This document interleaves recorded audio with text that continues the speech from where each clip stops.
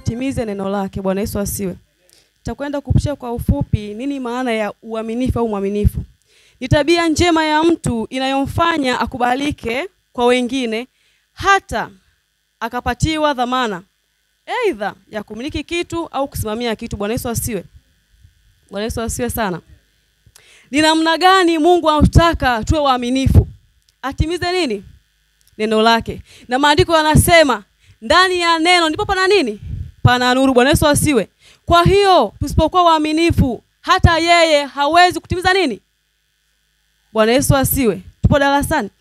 Usipokuwa mwaminifu hata Mungu yeye inakuwa ni ngumu kutimiza nini? Ahadi yake. Unaweza ukaomba sana, ukapiga magoti sana, kumbe ni kitu kidogo sana na ni kikubwa kwa wewe Mkristo. Bwana Yesu asiwe. Na katika kijana ukikishikilia hiki kitu kitakukuvusha wewe katika hatua moja kwenda nyingine. Bwana Yesu asiwe. Tusome andiko. Linatoka katika Luka 16 mstari wa 12. Aliyepata mtumishi mmoja ndiye kusoma.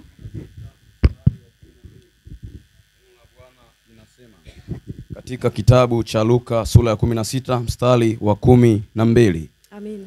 Na kama hamkuwa waaminifu katika mali ya mtu mwingine, ni nani atakayewapa? Nitarudia. Na kama hamkuwa waaminifu katika mali ya mtu mwingine, ni nani atakayewapa iliyo yenu wenyewe? Niendelee. Amina hapo. Bwana Yesu asiwe. Maandiko yanasema, na kama hamkuwa waaminifu kwenye mali ya nani? Ni nani atakayewapa vya kwenu? Ni nani atakayekupa cha kwako? Bwana Yesu asiwe. Kuna umuhimu sana wa kuwa mwaminifu. Na ni lazima uwe mwaminifu. Bwana Yesu asiwe. Unaweza ukawa unapitia changamoto, kumbe shida ni uaminifu wako. Bwana Yesu asiwe. Paulo anasema vipi? Kuishi kwangu ni Kristo na kufa ni faida. Akiwa na maana ya kwamba hata kama nikifa, Bwana Yesu asiwe, nikiwa mwaminifu nitaacha matunda ya nini? Ya kazi. Na nikifa nimeshaacha matunda ya kazi. Mimi kwangu ni faida nini? Faida zaidi. Bwana Yesu asiwe. Kuna mtu anielewa? Inakupasa kijana, baba, mama, kama kanisa tuwe waaminifu katika kila nyenzo. Katika kazi, katika ndoa, katika utumishi, na ndipo tutamuona Mungu anavyojifunua zaidi ya maradufu. Bwana Yesu asiwe. Unaweza ukaomba sana, Mungu ninaomba kitu fulani, ninaomba Mungu uniinue kwa level fulani, lakini Mungu akiangalia msingi wako hakuna kitu. Bwana Yesu asiwe. Lazima Yesu aanze kujenga msingi wa kwake na ndipo apandishe boma la kwake. Bwana Yesu asiwe. Yeye hawezi kupandisha boma kwenye msingi wa mwingine. Lazima kwanza akuporomoshe, asambaratishe, ajenge msingi wa kwake, akisha kujenga msingi wa kwake apandishe boma la kwake. Msingi ni nini? Na ukiwa mwaminifu hata kilo utakuwa vizuri. Si ndio neno lenyewe? Bwana Yesu asiwe. Ukiwa sio mwaminifu hata kilo weki ndani ziko tu zilo. Bwana Yesu asiwe. Tupambane kuwa waaminifu. Tupambanie taji la uaminifu, na ndipo hata maombi yetu yatajibiwa, na ndipo kusudi la Mungu itatimia. Nikupe mfano mmoja. Unaweza ukaomba sana, Mungu nipatie labda kazi, Mungu nipatie cha kwangu. Anaanza kukupatia cha mwingine, ukisimamia kwa uaminifu anakubariki cha kwako. Mungu nipatie pesa, anakupatia pesa ya mwingine. Unasema kwa namna gani? Pesa ya mwingine utapewa kazi, utalipwa mshahara, lakini je, umekuwa mwaminifu katika kazi ile? Kuna mtu hajanielewa.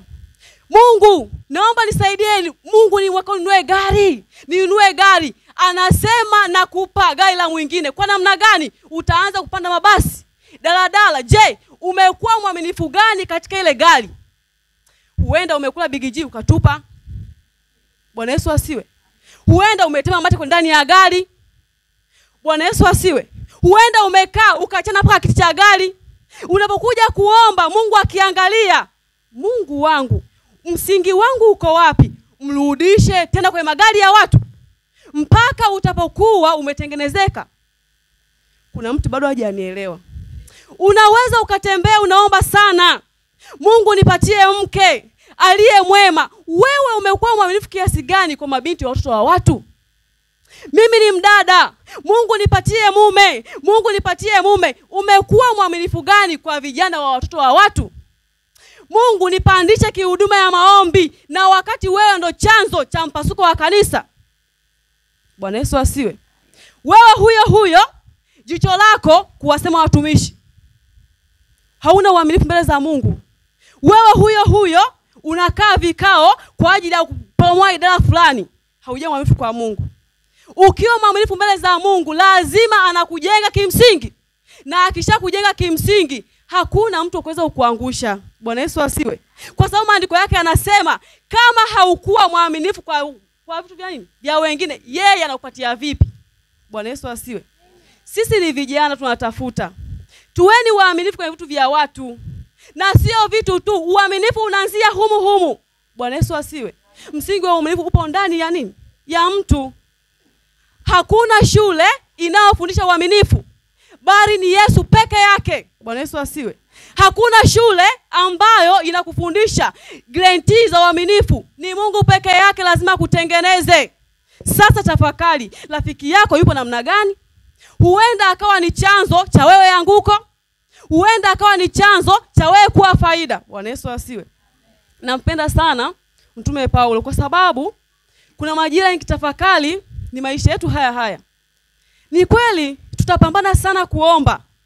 Kilo tuko station kwa kwenda mbinguni. Je, matunda yetu ni yapi? Bwana Yesu asiwe. Je, historia za kwetu ni zipi? Bwana Yesu asiwe. Tunapambana na tuko station kwa kwenda mbinguni, na wakati tunasahau safari ya kwenda mbinguni ndo maisha haya. Unaweza ukafundishwa neno pasipo maisha ya ulimwengu wa nini? Wa kimwili, ukawa hujasaidika. Neno nalijua, je, umetendea vipi? Kwa sababu practice za kwetu ndo maisha haya. Bwana Yesu asiwe. Mafundisho ambayo tunafundishwa yanatujenga, tunaya practice katika maisha haya. Sasa usipokuwa mwaminifu, anakupatia vipi cha kwako? Akifungua ukurasa unasikitisha. Tutaomba kila siku, mwisho wa siku wachungaji tunawapa mzigo, unaombewa mpaka unakuwa na kipala. Kumbe shida ni uaminifu. Kumbe shida haujagundua ni wapi. Leo nimekuja na hili somo na sijajua kwa nini nimepewa, lakini natumaini kuna mmoja humu, kuna sehemu abidi atengeneze. Ukitengeneza kuanzia rohoni, matunda ya rohoni ndio yanatoka nini? Mwilini. Mtu asikudanganye. Kilichopo ndani yako ndicho matokeo ya nini? Ya nje. Huwezi kunambia umetengeneza nje lakini ndani pako hovyo, hakuna matokeo mazuri pale. Bwana Yesu asiwe. Mmoja pia nisomee Mathayo 24:45. Tukaangalia hapo kuna kitu. Amina. Kitabu cha Mathayo sura ya 24 mstari wangapi? 45. Mstari wa 45. Neno la Bwana linasema hivi. Amina. Ni nani basi yule mtumwa mwaminifu mwenye akili, ambaye bwana wake alimweka juu ya nyumba yake, awape watu chakula kwa wakati wake? Amen. Amina mtumishi. Bwana Yesu asiwe. Ni nani? Ni mimi, ni wewe. Sijasema mimi. Maandiko ndio yanasema. Unajua unaweza ukasema kitu, mwalimu ukasema huenda amesema yeye. Maandiko ndio fanya nini? Yanatufunga. Ni nani mtumwa mwaminifu? Bwana Yesu asiwe. Tupiganie taji ya uaminifu, tupambanie taji ya uaminifu katika maisha yetu. Na ndio nguzo pia ya msingi wa uchumi wako. Bwana Yesu asiwe. Unaweza ukapambana sana kwa sababu ukiwa mwaminifu, Yesu yeye huyo ambaye unamtumikia, ukipita katika magumu lazima ajifunue kuwa suluhisho kwako. Ukipita katika changamoto lazima ajifunue kwako kama msaada. Wewe si mwaminifu kwake. Utapita katika dhoruba lazima yeye huyo ajifunue kuwa kimbilio kwake.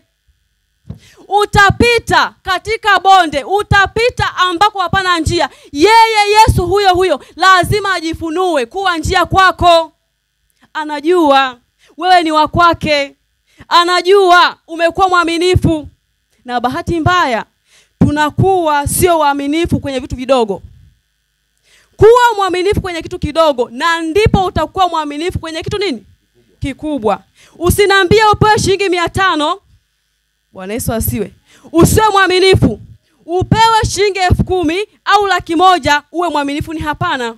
Tunadanganyana. Anza kuwa na msingi kwenye hiki kidogo. Hata katika huduma kuwa mwaminifu. Kila ulichopewa kilinde.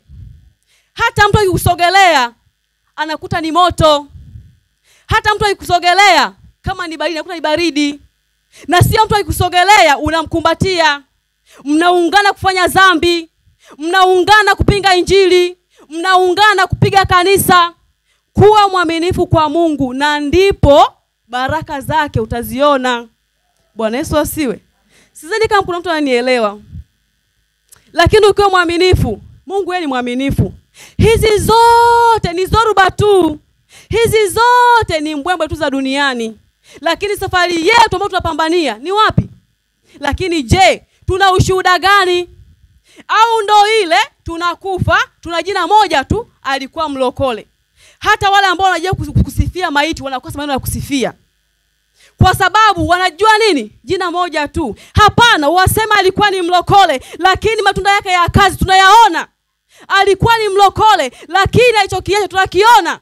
Alikuwa ni mlokole, ameondoka ni faida kwake, na sisi tuliobaki ni faida kwetu. Bwana Yesu asiwe. Ukikaa vizuri utanielewa ambacho nataka wewe ukielewe. Na pale utapofungua moyo wako, ndipo utaelewa nazungumzia nini. Na pambana uelewe kitu gani. Bwana Yesu asiwe. Kwanza kataa ya roho ya kutokuelewa. Mungu anasema kama ukiwa mwaminifu lazima cha kwako ya nini? Akupatie, lazima akupiganie eti. Lazima. Na ukiwa mwaminifu wapendwa niwaambie, utapita katika changamoto, wewe si mwaminifu. Utaomba hata kama Mungu akikupeleka eneo jingine, lazima awe na wewe. Kwanza niwaambie kitu kimoja. Wakati mwingine mabadiliko yanakuja na vitu vingi sana. Kama umesimama na Mungu, yale mabadiliko hayawezi kuwa anguko kwako. Sometimes changes zinahitaji new area, eneo nini? Jipya. New mindset. Bwana Yesu asiwe. Na kampani mpya. Kama ni wewe akitaka kubadilisha Mungu, akakupeleka kwenye eneo jipya, akakupa ufahamu mpya, marafiki mapya wapya. Kiswahili gumu. Warafiki wapya. Itakuwa changamoto kuzihimili zile kwa sababu za kuja na zoruba. Lakini ukisimama na yeye, hata utupwe eneo jipya, upewe fikra mpya, marafiki wapya, lazima utadumu pale. Yupo mtetezi wako hajalala. Yupo kimbilio lako hajasinzia. Bahati yetu mbaya zaidi, kila siku inaniumiza, tunapambana kujulikana mbele za watu. Wacha yeye ajue, pambana ya kujua yeye ndo akujue. Watu ukipambana watakujua kwa muda, anguko lake ni baya sana. Watakupandisha kwa wakati, majira yakija mabaya sana. Watakusifia kwa muda, wakati ukija watakuzomea. Na ndivyo ilivyo binadamu wa sasa. Tena ni Wakristo wa leo watakusifia, huyu anafanya vizuri. Ikija zoruba wote wanakukimbia. Watasema tulisema. Na ndio maana maandiko watu mwingine yanatubana. Tumtegemee Mungu tu. Tatizo lako lile lile. Beba mnenda kwa Mungu. Hili Mungu siliwezi. Hili Mungu nitetee. Mungu lazima afanye njia. Utapokwenda kumwambia rafiki yako, bahati nzuri, bahati mbaya, awe rafiki sio sahihi, umeisha. Unaweza ukaenda unalia, rafiki yangu, ndoa yangu sasa ina changamoto, na sasa ni mwezi mmoja, sijui itapona lini. Rafiki huyo anatoka pale anafanya tangazo la kitaifa. Bwana Yesu asiwe. Utakuja tena kanisani, hauji wapendwa, utasema kumbe wapendwa ndo wale anguko la nini? La kwangu. Lakini ukisogea magotini pa Mungu, Mungu wewe ulisema nijapopita katika magumu, yote haya napita, sikai bali napita. Lazima upite. Tena Daudi anasema ijapopita. Sio tunaelewana? Ijapopita, na sio ninapokaa. Yanapita tu. Yanapita tu. Ni upepo tu, ni zoruba tu ya baharini. Bwana Yesu asiwe. Ni kipupwe tu kinapita. Kisikuchanganye wewe ni wanani. Kisikuchanganye wewe upo kundi gani. Bwana Yesu asiwe. Tusome andiko Yohana 8:31 hadi 32. Tasoma kitabu cha Yohana sura ya 8 mstari wa 30 mpaka wa 32. Amina. Naye alipokuwa akisema hayo, wengi walimwamini. Basi Yesu akawaambia wale Wayahudi waliomwamini, ninyi mkikaa katika neno langu, mmekuwa wanafunzi wangu kweli kweli. Tena mtaifahamu kweli, na hiyo kweli itawaweka huru. Amen. Bwana Yesu asiwe. Au ni wapi tumesoma kwamba tukifahamu kweli tutakuwa wafungwa? Wapi tuliposoma tukifahamu kweli tutakuwa katika mateso? Ni wapi andiko linasema tukifahamu kweli tutakuwa watumwa wa dunia? Wapi mnisaidie andiko linasema kama utaifahamu kweli utakuwa chanzo cha mateso duniani? Hakuna. Kama neno ni nuru, lazima tuifahamu kuijua kweli. Kama neno ndo mwanga wa maisha yetu, lazima tupambane kuijua kweli, lakini sio uaminifu. Bwana Yesu asiwe. Kilio chetu kikubwa Kristo wa leo, tumekosa uaminifu. Ndani ya kanisa, nje ndo kwanza tunajitawala. Tunasahau ya kwamba sisi ni hekalu la Roho Mtakatifu. Kama ni hekalu la Roho Mtakatifu, lazima tuwe na mipaka. Sio kila sehemu unaweza kusema. Sio kila nyakati unaweza kusema. Kuna majira bila unyamaze kimya. Sio kwamba huwezi kuongea. Unayo mengi sana ya kuongea, lakini uliyekuwepo naye anakupa limit ya kuongea. Sio kwamba hauna majibu ya kutoa, lakini uliyembeba anakwambia, mwanangu, hapa usiongee, hapa ongea. Ndio tunachokitafuta sisi hapa. Neno tunalo, uaminifu hatuna. Na kama hauna uaminifu, pia neno harimo. Kwa sababu kama una neno utalisoma, lazima likutengeneze. Lazima litoe kimoja baada ya kingine. Lazima likufanye uwe msafi. Lazima likutengeneze. Hata ukipitia dhoruba. Bwana Yesu asiwe. Utavaa suti ya mkopo, watu hawajui. Utatembea kwa mguu. Kwa nini leo unatembea? Nimeambiwa nifanye diet. Bwana Yesu asiwe. Kumbe ni yule aliyekupa ndani yako, anakupa kuficha hali ya kwako. Anajua ukisema sasa nimeishiwa, tulisema atafika wapi. Huwezi kusimama. Huwezi kusimama. Vita tunayo kubwa sana. Vita ni kubwa. Bwana Yesu asiwe. Ni kubwa sana kiasi kwamba hata silaha za kupigana hatuzijui. Tupambane kumtafuta neno. Ndani ya neno kuna nuru na tutakuwa huru. Tupambane kumjua Yesu. Ndani ya Yesu kuna kila kitu. Ndani ya Yesu kuna kiu, utapewa maji, kuna njaa, utapewa mkate. Mwanadamu atakulisha leo, kesho atasema yamekuwa mazoea. Ataukopesha leo, kesho akija na ukopesha kwa aliba. Lakini Mungu hawezi. Lakini Mungu ni mwaminifu sana sana sana. Sisi tu tunajichelewesha kupokea muujiza kwa sababu hatuna uaminifu. Wewe umeachiwa kitu kidogo tu na bosi wako, simamia hii pesa iwe kwenye account, ushaanza kudokoa. Tutafika. Na ndo maisha yetu hayo. Safari yetu ipo humo. Na ndo maana ukuta kanisa, mchungaji anahubiri kwenda mbinguni, waangalie hata maisha yao ya zalepo, yani maisha ya kawaida. Kuna shida. Na ndo maana baba akisema hapa kuhubiri uchumi, watu wengine nahisi waga muelewi. Ana maana yake, hii ndo safari ambayo sisi tumepewa. Hii ndo njia ambayo tunapita. Na ndo penye mitihani mingi sana. Ukiishinda hii safari, utakuwa unapita, unasema mbele ninaendelea. Sisi tunaelewana? Mbele ninaendelea. Lakini usipoelewa Mungu anataka nini, kila siku utakuwa mtu wa malalamiko. Kila siku Mungu anakawia kujibu. Kila siku mbona Mungu atendi? Simama leo mwambie, yatosha kuishi katika uaminifu. Yatosha kuishi katika mateso ya dunia. Ninataka uaminifu wako. Lazima yeye ajidhihirishe. Lazima yeye asimame, ila kwa wakati wa kwake ulio sahihi na sio kwa wakati wako. Ukitaka kwa wakati wako, lazima utafanya mistake. Ukitaka kwa akili zako, lazima uteleze. Bwana Yesu asiwe. Moja nisomea andiko hili hapa. Luka 12:41 mpaka 44. Tasoma. Amina. Luka 12 mstari 41 mpaka 44. 41 mpaka 44. Neno la Bwana nasema, Petro akamwambia, Bwana, mithali hiyo umetuambia sisi tu au wote pia? Bwana akasema, ni nani basi aliye wakili mwaminifu mwenye busara, ambaye bwana wake atamweka juu ya utumishi wake wote, awape watu posho kwa wakati wake? Amen. Amina mtumishi. Bwana Yesu asiwe. Methali hizi wamepewa wachungaji tu? Hapana.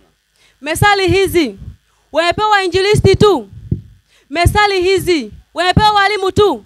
Tumepewa sisi wenyewe wanafunzi. Tumepewa sisi wenyewe tuliokoka. Tumepewa sisi wenyewe ambao tunajua kweli. Tumepewa sisi wenyewe ambao tunajua Yesu ni Bwana. Bwana Yesu asiwe. Tumepewa sisi wenyewe ambao tunajua kweli. Paulo anasema kazi ya kila mtu hakika itazihirika, na ni kweli itazihirika. Kama ukifukiwa kwenye shimo lakini una Yesu, utatoka mzima na mbinguni utaenda. Amen. Na ni kweli lazima izihirike. Hata ukichomwa kwa moto, utatoka ukiwa mzima na mbinguni tunaenda. Haiwezi kuzihirika kama tuna Yesu. Haiwezi kuzihirika kama sisi hatujachukua uamuzi. Haiwezi kuzihirika kama mimi na wewe tunatembea kwa mazoea. Haiwezi kuzihirika kama mimi na wewe hatujajua njia za kupita. Bwana Yesu asiwe. Tunaweza tukatembea sana tukisema mbona Bwana anakawia kufanya. Hakawii. Anasubiria wewe uwe tayari, alafu ashushe neno lake ambao ni ahadi. Tena ahadi za Mungu sio za uongo. Yanasema ahadi zake ni za kweli, tena na milele. Kwa hiyo hajawahi kudanganya. Hajawahi kutuacha. Sisi ndo tunayekaa mbali na yeye. Simama uchukue uamuzi leo, useme imetosha kuishi katika neno ambalo sio aminifu. Imetosha kuishi kwa kumtegemea mwanadamu. Imetosha kwa kuishi kwa kutegemea pesa zangu, kwa kutegemea cheo changu. Lile ni daraja tu. Bwana Yesu asiwe. Yale ndo tunasema matunda ya kazi. Hata ukiondoka, poko ni faida, wanaobaki pia wanafaidika. Na ndo pale hata wasifiaji wa maiti watapata sifa nyingi. Si kuna matunda ya kazi?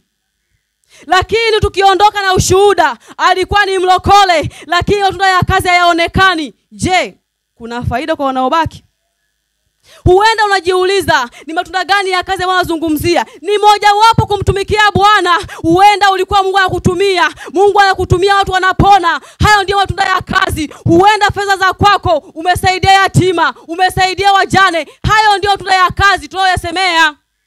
Je, matunda yako ya kazi mimi na wewe ni yapi paka sasa? Au ni umbea? Tumepanda matunda ya kazi ya kidunia ambayo ni umbea.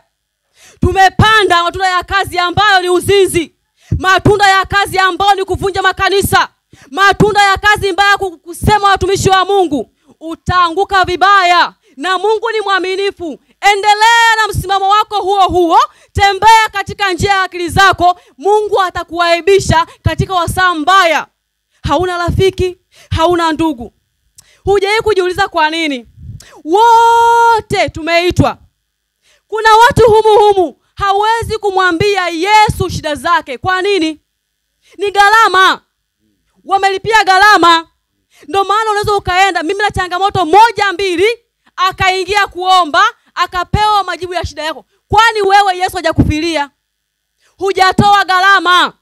Tuitafute ile gharama ambayo ukipata changamoto unaingia magotini paka kieleweke, paka nipate jibu, paka niondoke na majibu. Huo ndio Kristo. Lakini Wakristo wa leo tumekuwa Wakristo ambao mpaka yeye siku akija atatushangaa. Tunapata tatizo hatuwezi, lakini maandiko yanasema tumefiliwa msalabani. Nikaja kugundua kumbe sisi sio waaminifu katika neno lake. Kama tungekuwa waaminifu, nakwambia kweli, utapitia changamoto, utaingia magotini, lazima aseme na wewe na lazima akupe suluhisho. Lakini kwa ajili ya uhaba wa uaminifu, uhaba wa kumwamini yeye, tunakimbia kwa watumishi, tena wale ambao tumewafezehesha. Bwana Yesu asiwe. Inahitaji gharama sana. Inahitaji gharama sana sana sana. Bila gharama utakuwa kila siku mtu wa kusaidiwa. Bila gharama utakuwa kila siku mtu ambaye una uhitaji. Bila gharama utakuwa mtu ambaye wakati mwingine kwa ambao hawajaokoka watakuona mzigo. Wacha nikupe kisa kimoja. Kuna mtu mmoja alikuwa ni kule kwetu, ana tabia ya kuwasema wachungaji sana sana sana. Alafu kanisani haji, ibada za katikati anakuja. Tunaelewana? Na yeye nani? Ni mshirika.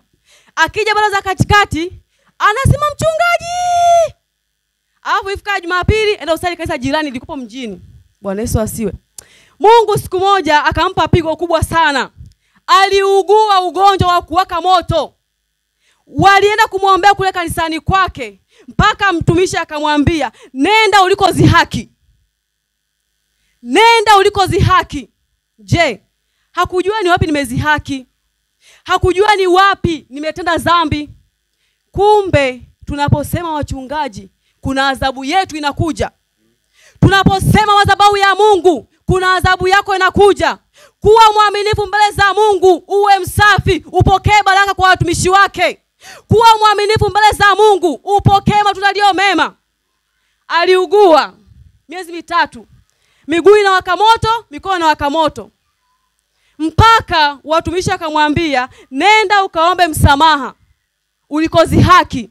Wakambeba mpaka kanisani pale. Baba anamwambia, una shida gani mwanangu? Walivyo na hekima watumishi wa Mungu. Kwani kuna shida gani? Baba aliposhika tu kichwa tu hivi, akapona. Nimetembea, nashika mikono, natembea. Huo ndio ukuu wa Mungu. Uacha kuzihaki kitu ambacho hujakitolea gharama. Na ndio maana pale kwenye kuzihaki nakwambia, piga goti, mwambie Mungu, naomba rafiki aliye sahihi. Na ikiwezekana kama hawapo, nibaki mimi kama mimi. Nilikuja mimi kama mimi. Nitaondoka mimi kama mimi. Kwa sababu huyu ulionipatia rafiki ananiingiza dhambini. Uliyenipatia rafiki ananikosesha mbingu. Wachana naye, aende zake. Simama wewe na Mungu. Mungu hawezi kukuacha. Na ndipo utapopatwa na jambo, utakuwa na ujasiri wa kuenda magotini. Si uko peke yako? Kwani wapendwa, huku tupo katika mji wa utafutaji. Hujawahi kupita katika eneo ukaambiwa hapo hapa ingiliki. Huna ndugu, huna baba. Tunaye baba yetu mchungaji ambaye ni wa kiroho. Huna mama, na kile kitu unapata msukumo wa kwenda pale, unaambiwa pale hapa ingiliki. Ukiwa na Yesu lazima akwambie kama pana ingilika, atakupeleka, watakukubali hata kama hawakutaki.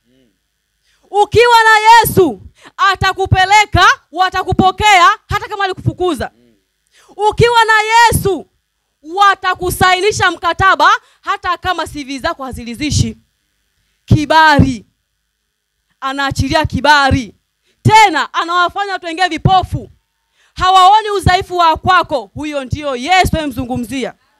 Huwezi kuniambia umesimama na Yesu kila siku unalia, mimi shida, zimeishia msalabani. Wewe sasa upo huru, imebaki nafasi ya kwako kuwa mwaminifu na kutembea katika neno la kwake. Bwana Yesu asiwe. Unajua kilifuatia nini? Baada ya kupona, alikuwa muumini mzuri. Unajua mzuri? Tena anayechapa injili mzuri. Unajua mzuri? Baada ya hapo, alikuwa kila akigusa kitu akiendi, alianza kumiliki pesa. Bwana Yesu asiwe. Sasa mpaka anavyosema hivi, ana biashara zake kubwa. Bwana Yesu asiwe. Ana majumba na ni mtumishi mkubwa sana sana sana. Kumbe hata wewe kijana, huenda mistake yako iko madhabahuni. Shuka leo mwambie Mungu, huenda nimekosa, nimenena pasipo kujua, nimerudi magotini. Na kuna roho inakujaga ukiwa unafanya toba. Nimesamehewa kweli? Hii dhambi imefutwa kweli? Bwana Yesu asiwe. Kuna roho huwa inakuja, nimesamehewa kweli? Hii dhambi imefutwa kweli? Sasa ukiona kuna kitu cha namna hiyo, bado hujasamehewa, anza kujisamehe wewe kama wewe, na ndipo yeye atoe msamaha wake. Achilia wewe mwenyewe, na ndipo yeye atoe nini? Msamaha wake. Toba ni kumlingana Mungu. Nikisema kumlingana Mungu tunaelewana? Toba ni kumwelekea Mungu. Unaacha vyote, unasema kama nilikuwa msengenyaji, leo yatosha. Kama ilikuwa ni mzinzi, leo yatosha. Kama nilikuwa mchonganishi, leo yatosha. Kutoka ndani mwa kwako. Mabadiliko ya mtu huanzia ndani mwake, na sio uambiwe na mtu. Kwa hiyo kumbe kama wewe hujachukua uamuzi wa kuwa mwaminifu, utembee na yeye, hutonielewa. Kama wewe hujaamua ya kwamba sasa ya dunia yamenitosha, huwezi kuacha. Na Mungu ni mwaminifu. Ukimrudia yeye, atatoa uchafu wote ambao unaujua wote. Anaanza msingi wa kwake imara. Na ndio maana ni muhimu sana tuwe na msingi wa Yesu. Ni muhimu sana tumpambanie kumjua yeye, na sio mwanadamu, na sio mtu mwenye pesa. Yeye kuna siku atangulia, wapendwa. Utabaki peke yako. Kilichokuja kunishangaza katika maisha ya dunia, tunafanya vitu na watu wengi sana, lakini siku ya mwisho hata tukifa 100, kila mmoja na peke yake. Ni kwa nini? Bwana Yesu asiwe. Ni kwa nini? Mwambie jirani yako, hivi siku ya mwisho tutaenda wote? Amekujibu nini? Kama nakwambia utaenda wote, mwambie ninakuhama. Unanifelisha safari ya kwenda mbinguni, utaenda peke yako. Tengeneza wewe kama wewe, kuwa mwaminifu. Tengeneza wewe na Mungu wako. Tena mwambie, unajua wakati mwingine tunaomba maombi ya kumlazimisha Mungu. Ndio, si ni baba? Mwambie kama leo Mungu hujanifanyia, nitalia magotini mpaka nisikie moyo wangu umekuwa mwepesi. Huyo ndio Roho Mtakatifu. Lakini huwezi kuingia magotini bado moyo wako mzito. Bado. Rudi mwambie leo mpaka kieleweke, mpaka utasikia kuna kitu, unakuwa kwanza mwepesi, unakuwa huru. Huyo ndio Mungu tunayemtaka. Bwana Yesu asiwe. Mvua ni baraka. Hizo jamani ni baraka Ni baraka hizo, msikimbie. Bwana Yesu asiwe. Tena Paulo anasema, na kama mimi nitakufa. Bwana Yesu asiwe. Na kama nitakufa, je, ujira wangu utakuwa ni mzuri? Akiwa na maana ya kwamba huku namtumikia Mungu, nikifa mimi kuna faida? Kuna mtu hajaelewa? Haleluya. Mimi napambana kumjua Mungu. Je, nikifa kuna faida? Kuna faida kama ulitembea na njia za nani? Za Mungu. Hususa watu wengi tunajisahau kwenye ujana. Watu wengi tunajisahau kwenye rika ambazo bado na nguvu. Mtumikie Mungu. Kuna wakati utafika hata injili huwezi kuihubiri, miguu ishachoka wapendwa, kwa ajili ya umri. Sasa una nguvu, unapambana, unapigana na mambo ya dunia. Na wakati Paulo anasema lazima tupambane, tuache kazi ya mikono yako. Wewe ukifa ni faida, watakaobaki wanafaidika. Sisi tunapambania nini? Sisi tunapambania nini? Mimi na wewe tunapambana kujua kipi? Vijana wa leo tumepotea hata kwenye uaminifu hatupo.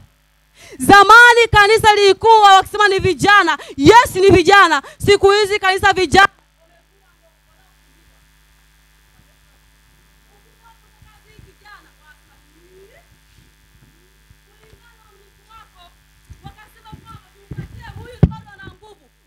hatuwezi. Kwa nini?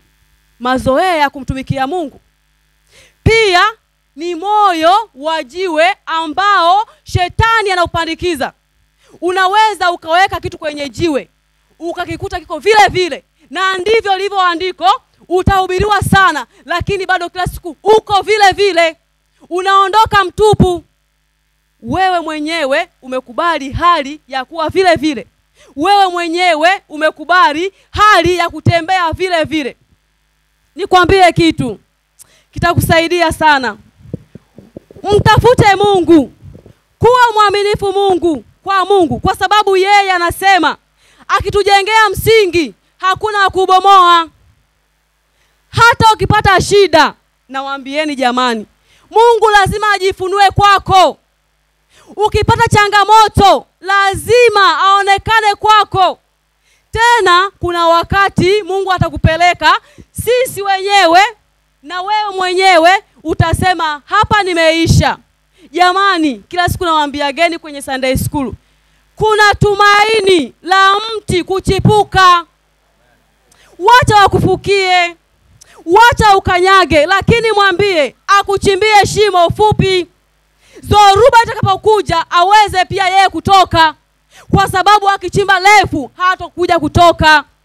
Na inakuwa ni hasara kubwa sana. Tunamtumikia Mungu lakini siku ya unyakuo tunabaki. Lipo tumaini la mti kuchipuka. Huenda watu wanakuangalia umeisha, hiyo ni kiangazi tu, hiyo ni season tu inapita. Lazima ikutengeneze uingie kwenye season nyingine ambayo utakuwa kijani, na ndio matunda ya kazi yako tunayoyasemea. Ukifa leo unaondoka, na ukibaki kuna matunda. Tunaelewana?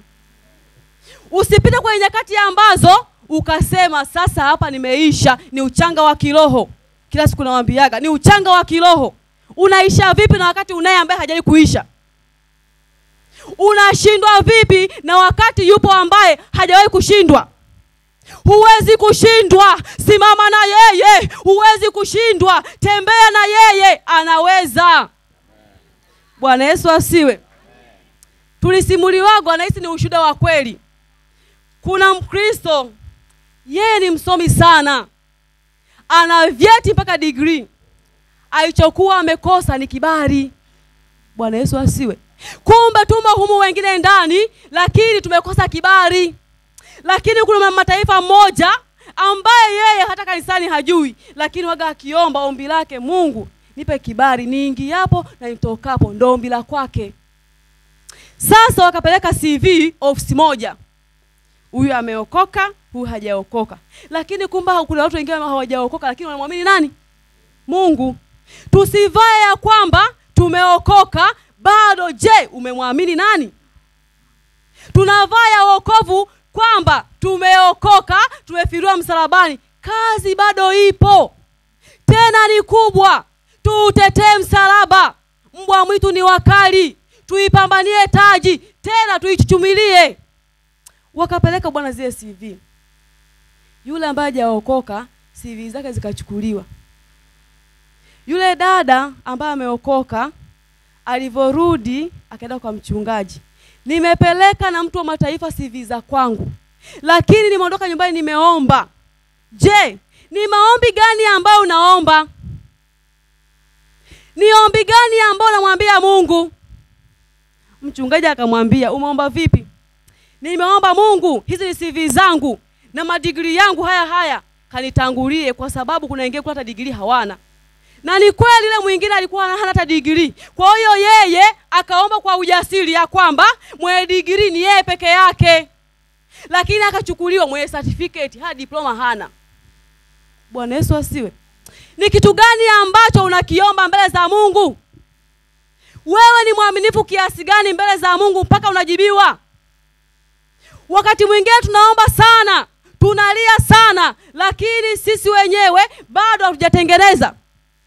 Wakati mwingine tunalia sana, lakini bado kitu ni kidogo lakini kikubwa tena ambacho nakidharau, unajipandishia utukufu. Wacha yeye akupandisha utukufu. Kwa sababu gani? Yeye akiupandisha utaingia sehemu hata ambayo hauna vyeti. utasimamishwa mbele ya wakuu ambao ukiwaangalia wewe mwenyewe tetemeka. Ni mimi kweli? Huyo ndiye Mungu tunayemtumikia. Huyo ndiye Mungu ambaye tunapambana kumjua. Wacha yeye kupandishe. Wacha yeye kupiganie. Wacha yeye awe msemaji wako. Yapo mengi unayapitia. Liambie, hata hili litapita kama lile lilivyopita. Hata hili utanivusha kama ulivyonivusha. Huyo ndiye Mungu. Tusio walalamikaji. Mungu wetu anapenda kupokea sifa hata kama hatujapokea majibu. Anapenda tumshukuru tena kwa imani hata kama hajafanya. Kwa sababu yeye ni mwaminifu. Ahadi zake ni za kweli tena na milele. Kuna shida gani? Bado. Na ukiona bado Mungu apatia nafasi ya uhai, mimi waga nasemaga mimi kwangu pia nahisi ni somo. Anataka nitengeneze. Anataka nisimame. Kwa sababu huenda sasa hivi nikilala nitapotea. Sina makao kule. Kiwanja changu hata sijakijenga. Sawa, kule tumepewa kila mtu kiwanja cha kwake. Mna habari hiyo? Bwana Yesu asiwe. Tuna habari hiyo. Kila mtu kule ana kiwanja cha kwake. Sijajua kile kipimo gani, sijajua. Lakini mimi najua kile kiwanja kipimo chako ni imani, matendo yako. Bwana Yesu asiwe. Sasa yeye anaona ya kwamba kama nitamchukua mtumwa wangu, kiwanja chake nilivyomkatia hajaweka hata msingi. Kiwanja nilichompatia mwingine kaweka tu msingi, kaacha mpaka nyasi zimeota. Ndio Mungu anataka utengeneze. Sio kwamba waliolala ni wazambi, pengine ni wema kuliko hata sisi. Bwana Yesu asiwe. Sisi tunahitaji neema ya pekee ambayo imebebwa na misingi ya Yesu. Neema ya pekee ambayo imebebwa na nguvu ya Yesu. Na yeye hawezi kujenga msingi ambao hajaujenga yeye. Lazima aondoe ule msingi ajenge wa kwake. Na ndizo zilizo principles za Mwenyezi Mungu. Hawezi kufanya kitu kama anaona bado kuna vitu umevipatia kipaumbele. Hawezi kuleta ahadi ya kwake kama anaona utasumbua watu kipewa. Hawezi kukupatia nyumba ya kwako na wakati nyumba za watu unapikia ukutani zinakuwa mpaka nyeusi na ukihama upaki hata rangi. Tutapanga mpaka tutazeeka. Ule ni uaminifu tu. Anataka kwetu. Bwana Yesu asiwe. Sisemi kwa ubaya. Ule ni uaminifu.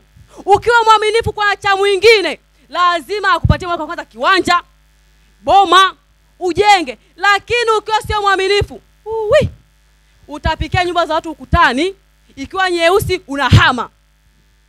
Tena unaingia nyumba nyingine unahama. Utapanga mpaka unaondoka Zanzibar. Sio kwa ubaya. Huenda huku tumekuja kutafuta. Je, tuna uaminifu gani? Atakuja mgeni dukani kwako, atasahau chenchi, utasema yes. Wiki nzima sijauza, naeka mfukoni pa. Huo sio uaminifu. Atakuja mtu mweupe ambaye ni mzungu dukani kwako, utampandishia bei. Bwana Yesu asifiwe. Haleluya, haleluya. Kisa ni mweupe. Huo sio uaminifu. Kama bei ni moja, bei ni moja. Pesa yako unatolea zake eti. Bwana Yesu asiwe. Pesa yako kama unatolea zaka ziwe mwaminifu. Bwana Yesu asiwe. Hivi mzee kiongozi akisimamaga kama za kuhongwa usileta mnamuelewaga mnamuelewa. Huenda wewe pia zile pesa ni za kuhongwa kwa sababu umepokea njia ambayo sio sahihi. Sijui umejionga mwenyewe. Sijui ni hapo nifanwe vipi. Lakini nachotaka wewe mwaminifu. Kama bei ni moja, bei ni moja. 200 iko weight. Kama yeye ameamua kukubariki, atakubariki maradufu. Usiwe na haraka. Tunafeli hapo tu. Tusiwe na haraka na vitu. Yeye anafanya kwa wakati. Tena kuna watu hawa sana changamoto na sumbua sana kwa Kristo wa leo. Kisa wameokoka, wakisumburua kazini, Usibabaishe, tutakuachana kazi yako, tuenda kufungua kazi nyingine. Wafuatilia hao watu. Huwa hawawezi kufungua hata cha kwao. Uaminifu. Kuwa mwaminifu kwa sehemu ambayo umewekwa. Hata ukitoka waseme alikuwepo mlokole mwaminifu yule, sijawahi kuona. Hiyo tayari ni injili. Injili sio mpaka utembee, Bwana anaokoa mtaani. Hapana. Wewe mwenyewe ni injili. Injili sio mpaka umgongee mtu. Wewe mwenyewe umekuwa mwaminifu kiasi gani? Huenda Mungu akakujalia kitu kikubwa sana. Chukua jirani yako, unatupa chakula, na wakati jirani yako watoto wake hawajara. Kisa ni mzawa.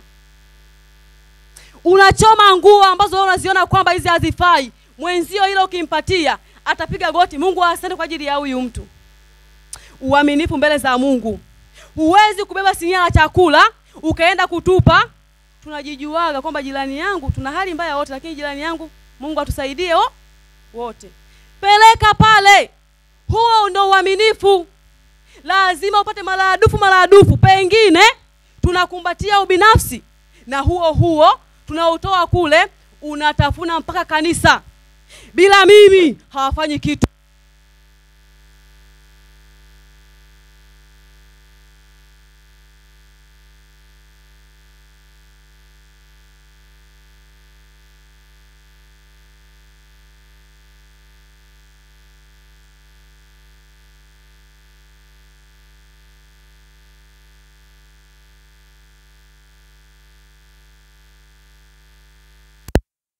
Kutoka alitikisa lile kanisa, jamani, sijai kupata kuona. Badala ya upendo na kuwa vita, alitikisa, na ni kijana mdogo sana. Unajisikia vipi? Mtoto umemlea, ukamkuza, alipokuwa anaanza kukanyaga. Sasa unaelewa? Mungu, jamani, huu mfano naupenda sana. Unapochimba shimo, hakikisha unachimba shimo fupi. Ubaya unakoenda wa kurudi. Ile huduma haikuendelea. Mpaka anaposema leo hivi, haikuendelea. Akasema, huduma imenishinda, bado kijana mdogo, bado zimeenda zikarudi. Kumbe ni adhabu ya Mungu. Adhabu ya Mungu ni kali sana kupita sisi tunavyoifikiria. Na ndio maana Biblia inasema vipi? Mawazo ya Mungu yapo juu sana kuliko ya kwetu. Usiwaze kibinadamu kwa wewe na hali yako, alafu ukipeleka kwa mtu mwingine vile ambavyo umekiwaza. Kuwa na desturi ya kuwaza kitu, mwambie Roho Mtakatifu, hapa ni wewe, ni mimi. Kwa sababu kuna Roho Mtakafujo, pia kuna Roho Mtakatifu. Je, ni roho yupi ambaye wewe upo naye? Ni roho yupi ambaye anakuongoza? Wapendwa, ninachokuambieni, uchumi wako utasimama, utakuwa na kibali, utakuwa na mafanikio. Tena kijana mdogo, utakuwa na hekima. Kijana mdogo, ni kwa sababu umekubali kukaa katika uaminifu wa Mungu. Utamiliki kitu ambacho wenzio wametafuta miaka na miaka hawajawahi kukipata. Bwana Yesu asifiwe. Amen. Mwambie jirani yako, imekupata hiyo? Kama bado hajaelewa, anahitaji matengenezo. Kama bado hajaelewa, tuombe sana neema. Bila neema hatuendi. Peke yetu hatuendi, wapendwa, walijua hilo? Hatuendi. Hili ni box. Hili ni box. Lakini ndo adui wa kwetu. Hili, alafu hiki ndo kiufunguo chetu. Hili ndo kufuli letu hili. Je, kuna mngojezi? Au unafungua tu? Au umeliacha wazi tu? Kila kitu kinapita wa. Bwana Yesu asiwe. Amen. Kufuli lako umefunga vipi? Au una prizo za kwako, hiki kinaingia, hiki hakiingii. Hapa nafungulia, hapa sifungui. Bwana Yesu asiwe. Kuna mtu sijaelewa, mtu ananielewa. Mdomo wako huko umekaa kiaina gani? Na ndio kiungo kikubwa sana na chenye madhara makubwa sana. Bwana Yesu asiwe. Hata kwenye familia ukionekana kwamba wewe huna hekima, hakuna mtu ameweza kuheshimu. Lakini unaweza ukawa hauna kila kitu, lakini ukisimama utoa point unasema yes, Mungu ameachilia hekima kwako. Tumeokoka, tuokoke kweli. Tusivae tu vazi la wokovu. Jamani, bado kuna vita, kufa kupo. Bado tunahitaji mapambano.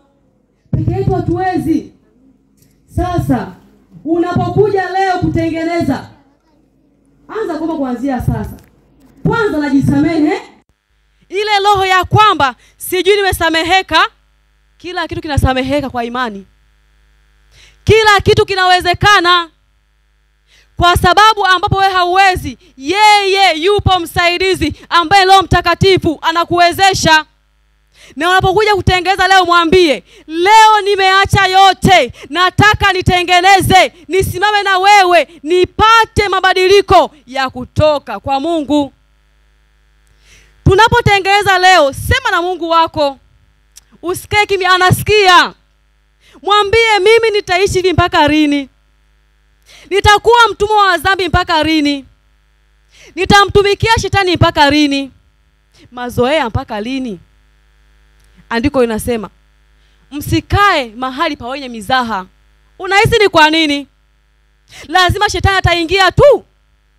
Kuna nyakati unabidi ucheke, kuna wakati uwe serious, kuna wakati inabidi uongee, kuna wakati usiongee, kuna wakati mshirikishe rafiki, kuna wakati kaa kimya, kuna wakati, jamani natamani mtu anielewe, ambazo zinakuja ni peke yako kabisa. Yasi inategemeana msingi wako uliweka kwa nani. Na ndio maana ukikuta familia baba akiyumba inayumba. Lakini kwa mtu aliyeokoka, baba akiyumba, mama anashuka magotini mpaka kieleweke, lazima familia isimame. Hata sisi katika kanisa, idara ikiyumba, si yote tuyumbe. Ndio nafasi ya kusimama kutengeneza. Mungu ana kila sababu, kwa sababu yeye hawezi kukujaribu zaidi ya wewe uwezavyo. Yeye anakupenda, hawezi kupatia jaribu ambalo wewe huliwezi. Ametuamini tunaliweza. Kwanza natamani ukipitia changamoto yambie yes, njoo, kitaeleweka tu. Njoo mpaka kieleweke. Si unaye upigani mwenyewe. Yupo ambaye atupigania. Inatuhitaji tuwe waaminifu. Inataka nafsi yako ichukue uamuzi. Wapendwa, tutafanya sana kazi lakini matunda hamna. Tutaajiriwa sana, matunda hamna. Haina maana tusiajiriwe. Tunaajiriwa vizuri na pesa tunaweka. Je, tunazifanyia nini? Hatuna uaminifu. Ndio maana Wakristo wengi zamani, sijajua kwa sasa hivi na maana nani vijana tu, Wakristo wa zamani akifika uzeeni aanza kusema nilikuwa nashika pesa mimi. Na yani Mungu nilikuwa anamlaumu tena Mungu. Pesa ulipewa ulizifanyia nini? Na bahati mbaya hata michao kanisa ulikuwa utoi. Bahati mbaya zaka utoi. Na ndo uzee umeingia. Kazi ya matunda yako iko wapi? Unachokipata kile. Mwambie Mungu umenijalia hiki na kifanyia nini?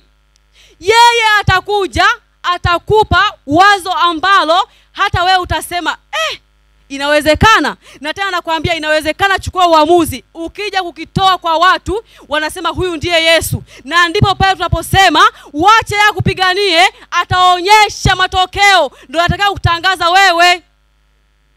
Usitangaze mtihani kabla ya matokeo. Wacha matokeo yaje yatikise. Wacha matokeo yaje yaseme huyo ndio Yesu. Na ndilo ombi langu kwangu leo kwa Mungu. Watu tuwe waaminifu. Vijana tuwe waaminifu. Lazima Mungu akupe hitaji lako. Mahitaji hayafanani. Kila mtu ana la kwake. Huyo anawaza ndege, huyo anawaza mke, huyo anawaza kula, huyo anawaza kuvaa. Tunaelewana? Hujawahi kuona mtoto wa tajiri anakataa shule, wa maskini hata chakula hana, lakini wote tu wa Mungu. Bwana Yesu asiwe. Kuna familia ambayo wamejaliwa kila kitu lakini hakuna amani. Kuna familia ambayo hakuna kila kitu lakini pana amani. Wote ni wa nani? Umemwamini vipi? Wote ni wa kwake, umemwamini vipi? Ni mimi na wewe kuchukua uamuzi wewe mwenyewe moyoni ya kwamba leo imetosha, sasa imetosha kuishi katika utumwa. Nataka nitembee katika uaminifu, yeye atimize neno lake. Bwana Yesu asiwe. Tunapokwenda kutengeneza leo, ukipiga magoti mwambie Mungu, imetosha sasa. Kuishi maisha ya utumwa yatosha. Kuishi maisha ya kupalilia magugu yatosha. Kuishi maisha ambayo mpaka mimi nikijitazama nasema natamani nitoe katika hii hali, imetosha. Nakwambia yeye aliyepatia neno hili, ukipiga goti hapa anafanya. Lazima afanye. Si umemwamini yeye, lazima afanye. Kuwa mwaminifu kwake. Bwana Yesu asiwe. Tusimame. Mwenye kutengeneza, mwenye kusema leo yatosha kuishi maisha ya utumwa, asogee yeye mwenyewe aseme na Mungu wake. Mwenye kusema leo ninakwenda sasa kutengeneza njia zangu, hata mimi sizielewi, nikikaa mpaka mimi sijielewi, yatosha leo nakwenda madhabahuni nikatengeneze. Imetosha, imetosha. Sogea mbele, mwambie Mungu maisha ya ujana yatosha, kuishi bila uaminifu imetosha, kuishi kwa mazoea imetosha. Leo natengeneza. Wewe mwenyewe unajijua nafsini mwako, na Roho Mtakatifu pengine anakuambia nenda katengeneze. Usiogope macho ya watu, utakwenda peke yako. Usiogope jirani yako, mvuke pita, njoo utengeneze. Usiogope macho ya watu, tuko hapa na Mungu yupo kusikiliza haja ya moyo wako. Njoo utengeneze ambacho nakiona wewe hiki kinanikwaza. Piga magoti utengeneze. Shuka useme leo imetosha, nataka nipokea ahadi zangu. Mungu anafanya leo hii. Chukua hatua ya imani, chukua hatua ya kuamini. Lazima Mungu afanye. Chukua hatua wewe mwenyewe. Huenda umekufa kibiashara, huenda umekufa kiroho, huenda umekufa kiimani. Sogea leo atengeneze. Huenda umefa mikavu katika kiroho, huenda biashara yako umekuwa mifa mikavu, huenda hata afya yako ni mifa mikavu. Njoo leo pokea uhai, njoo leo pokea uhai. Usitizame jirani yako, pita utengeneze. Usitizame nani ananiona, pita utengeneze. Kwa safari ni yako mwenyewe. Hautaondoka na jirani, hautaondoka na baba. Sema leo afya ya mikavu imetosha. Sogea utengeneze, upokee uhai wako. Huenda katika biashara mkavu, sogea upokee. Huenda katika ndoa yako mkavu, sogea upokee uhai.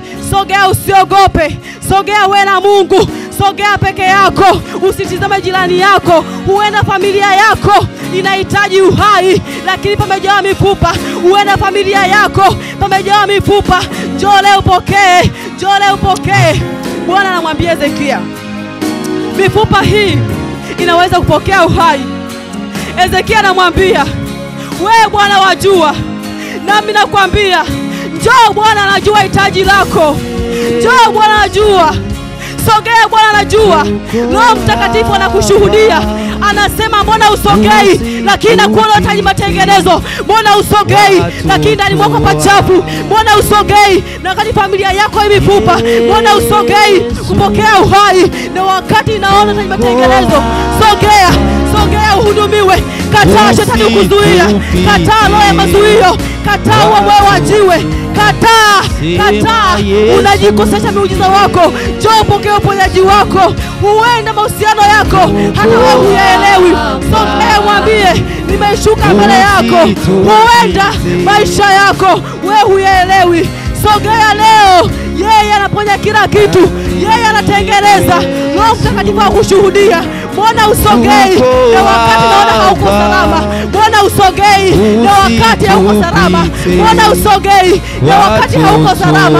Sogea, yeye anakuhitaji. Sogea utengeneze. Sogea utengeneze. Tengeneza. Sogea utengeneze imani yako, familia yako.